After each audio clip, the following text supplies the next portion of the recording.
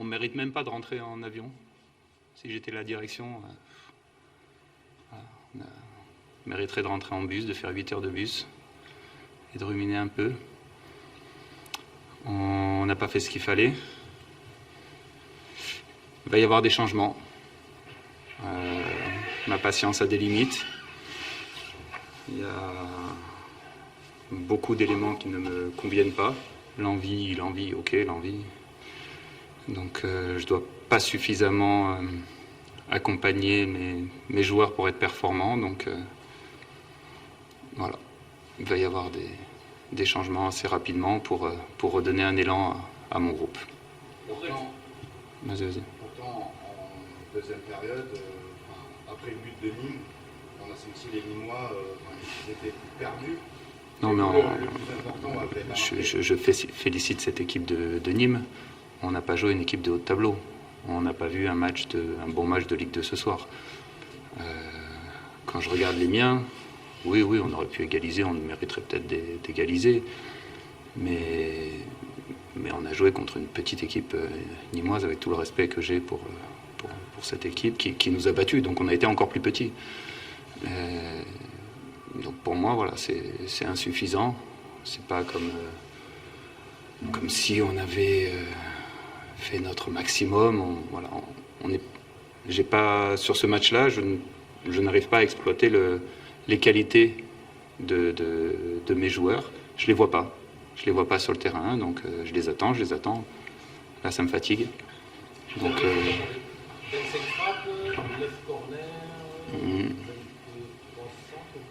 ouais, c'est bien, un but. Oui. Ouais. Non, mais. Ça, c'est Oui. quoi pour les Non, et puis même. Concrètement, à un moment donné, quand on veut être performant, il faut être efficace. Quand on veut être efficace, il faut l'être dans. Parce que bon, vous avez raison, Nîmes aussi, parce qu'ils ont été super dangereux, mais bon, ils sont venus 2 fois, ils ont marqué 2 fois. Donc on n'a pas été bon 2 fois, et c'est 2 fois de trop. Et les miens, on est venus, vous avez raison, on est venus beaucoup de fois, on n'a pas beaucoup marqué. Hein. Donc à un moment donné, il faut se poser les bonnes questions. Moi, je vais me les poser pour moi aussi. Là, si on n'avance pas, j'en suis le premier responsable et il va y avoir des choses qui vont changer. Qu'est-ce qui pourra changer justement? Sur ces choses qui pourraient changer? Je vais beaucoup réfléchir là-dessus. Non, mais j'ai déjà anticipé, j'ai d'autres leviers, un entraîneur en a beaucoup. À moi de mettre les joueurs les plus performants sur le terrain et de faire en sorte que la dynamique reprenne. Alors ça peut passer par plusieurs leviers. C'est vrai que pour rejoindre un petit peu les confrères, c'est un petit peu surprenant parce que parfois il y a eu des défaites qui vous ont semblé plus logiques. Tu as été assez bienveillant envers tes joueurs ce soir, c'est vrai. Oui, non, mais moi ce qui me fait râler, des fois on perd quand on tombe sur largement meilleur, on perd, on dit bon, allez, ils sont au-dessus, même on a joué Toulouse, ils sont largement au-dessus de nous, bon, match nul, voilà. Mais moi ce qui me fait râler, c'est quand je perds contre une équipe que je trouve pas forcément largement au-dessus des miens. Ça me fait râler. Et ce soir, je suis fort mécontent. Je ne sais pas si tu as vu la stat, c'est la première fois cette saison qu'après avoir ouvert le score, vous perdez la rencontre. Oui, non, je n'ai pas vu. Mais non, mais on en revient à être efficace dans les 2 zones. Enfin, encore une fois, il y a des largesses à certains endroits. On ne peut pas. Enfin, on est conscient aussi que Nîmes ce soir était diminué. Enfin, voilà quoi. Il y a quand même des satisfactions. Joseph Soun a réalisé quand même une très grosse deuxième période. Oui, voilà, il y en a un. Sur une demi-période. Sur une période, pardon. Peut-être généralement plus d'importance au contenu, effectivement. Oui, mais même le contenu. La situation de classement, c'est ça aussi qui peut te faire. Voilà. Oui, parce qu'on n'avance pas.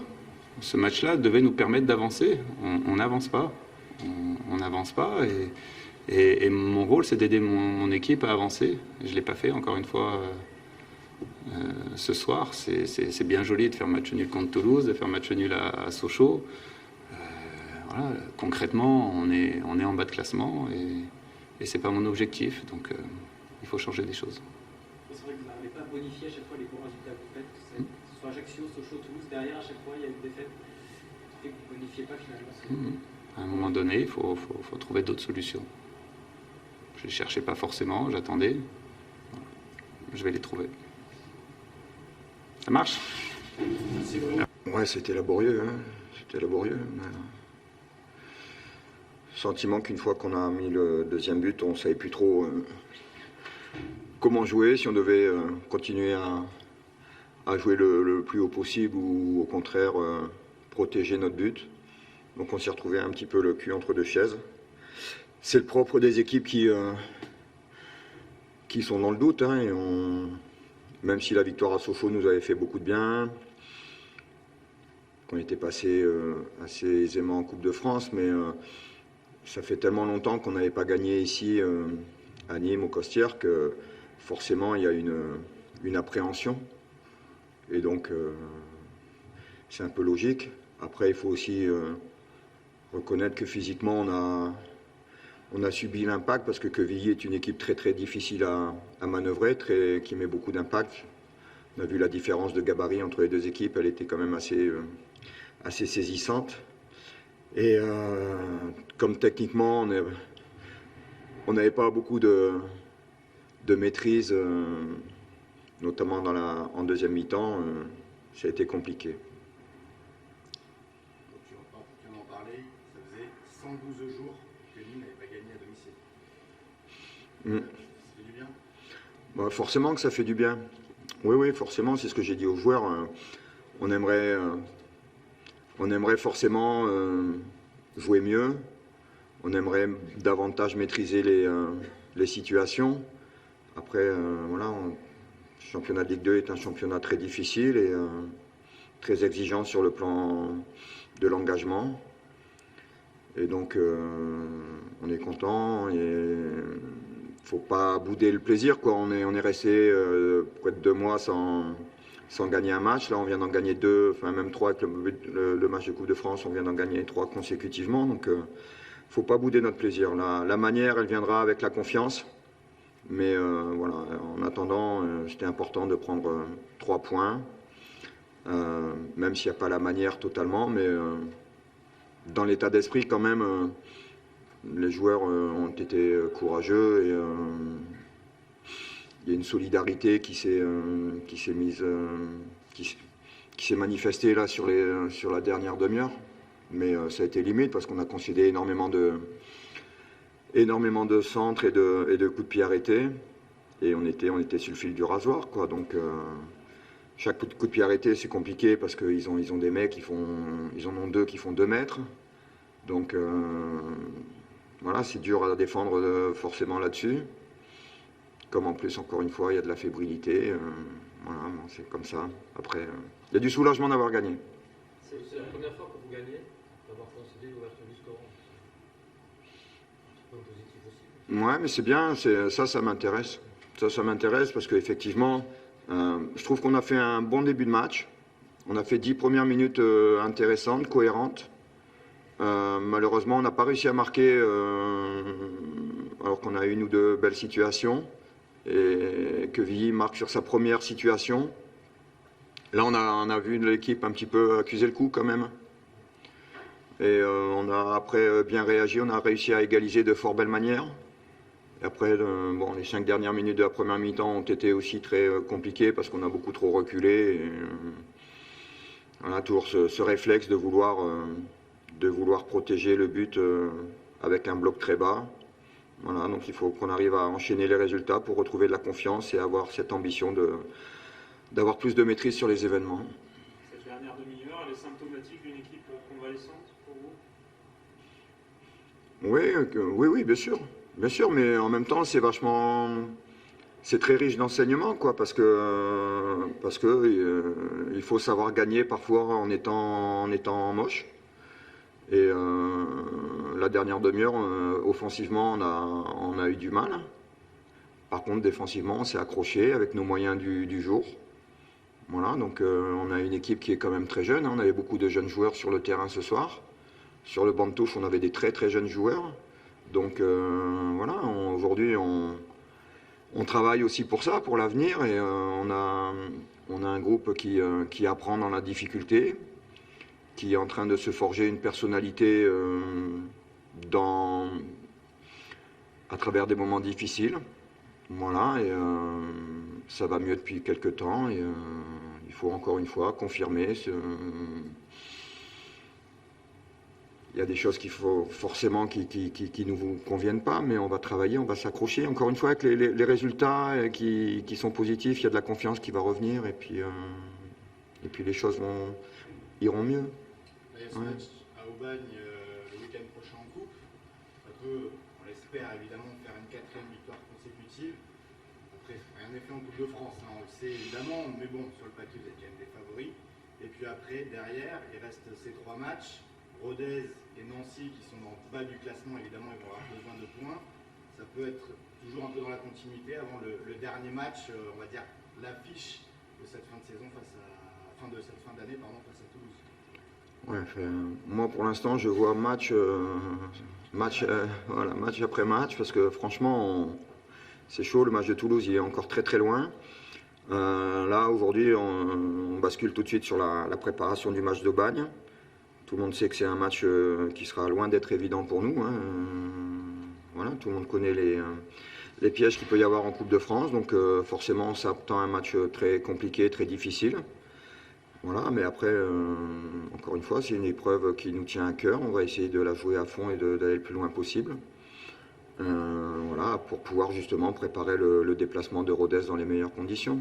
Mais Rodez est aussi une équipe, voilà, c'est pas des noms qui sont clinquants, Quevilly, Rodez, tout ça, mais c'est des équipes qui sont très bien organisées, qui ont beaucoup de qualité, notamment sur le plan athlétique et tout ça. Il faut être capable de répondre à ça. Donc voilà, et Rodez, on s'attend aussi à un déplacement très, très dur.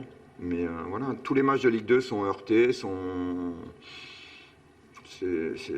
la Ligue 2. Un mot sur la prestation d'Omarsson, qui au-delà de son but a beaucoup pesé, surtout en première mi-temps. Mais Elias, c'est mieux, même à l'entraînement, c'est mieux.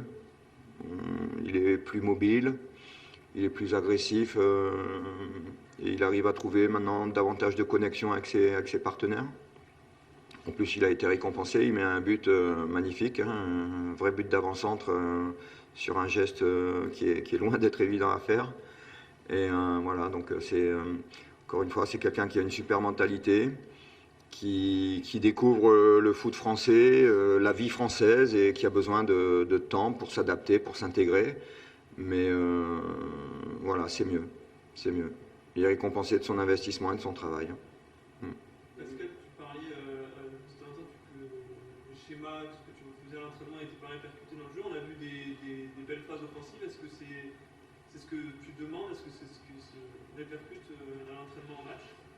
Ouais, pas suffisamment à mon goût, hein. De toute façon, tout le monde sait que à l'entraînement, forcément, les joueurs sont totalement libérés. Puis l'engagement des partenaires n'est pas le même la semaine que celui d'un adversaire le week-end. Donc forcément, les choses sont très différentes. Mais on a vu des prémices de ce qu'on voudrait faire. On l'a vu par intermittence sur quelques situations, mais je pense encore une fois qu'on est capable de faire beaucoup, beaucoup mieux. Mais encore une fois, il faut pas faire trop la fine bouche. Déjà, ce qui est important, c'est d'avoir cette attitude positive, cette solidarité qu'il peut y avoir entre les mecs. Il y a un état d'esprit qui est en train de se former, de se forger. Et voilà, à partir de là, on pourra avoir des ambitions plus affirmées quant à développer un jeu plus ambitieux, plus séduisant, entre guillemets. Mais voilà, déjà, l'urgence était de casser cette spirale de matchs qui n'étaient pas gagnés à domicile. Ça a été fait. C'était de casser la spirale de tous ces matchs qu'on n'arrivait pas à gagner. Et là, on est à 2 matchs de championnat, 2 victoires consécutives. Donc, on est plutôt satisfait. 3, toutes compétitions confondues. Pour l'instant, vous êtes sur la meilleure série de la saison. C'est la meilleure série de la saison? Bah oui, 3 victoires Parfait. consécutives. Bon, ben, tant mieux, que ça dure le plus longtemps possible. Justement, Ouais. sur Teke, les décisions pourraient se prendre sous 24 à 48 heures. Qu'est-ce qu'il en est aujourd'hui? Ouais, il faut voir avec le directeur sportif Reda Hamaj, c'est lui qui a le dossier dans les mains. Voilà, moi je suis entraîneur. C'est pas plus long. Comment? C'est-à-dire que tu nous as dit 24 ou Oui, je pense que si Reda s'était mis d'accord avec le joueur et que le joueur s'était mis d'accord avec le club, je pense que Reda me l'aurait dit. Il me l'a pas dit, c'est que voilà. T'es OK pour le prendre? Oui, je suis OK pour le prendre parce qu'encore une fois, c'est quelqu'un qui a beaucoup d'expérience et qui a une personnalité très positive. Voilà, et on a besoin de ça. C'est quelqu'un qui est très engagé quand il est dans un groupe et comme je l'ai dit tout à l'heure, on a un groupe très jeune. Les anciens qui devraient jouer ce rôle-là, comme Pablo ou Anto, c'est pas naturel toujours chez eux, surtout chez Anto, mais Pablo davantage. Mais ils sont indisponibles. Voilà, on ne sait pas quand est-ce qu'ils vont revenir. Pablo, j'espère bientôt. Mais on a besoin quand même d'avoir de l'expérience et d'avoir des gens qui rassurent, qui rameutent, qui recadrent sur le terrain parce qu'on en manque, quoi. On l'a vu dans la période où on ne gagnait pas des matchs et même encore ce soir, quelquefois, on manque encore parfois de leadership. Voilà, dans les moments difficiles, on a besoin de taulier, quoi. Voilà.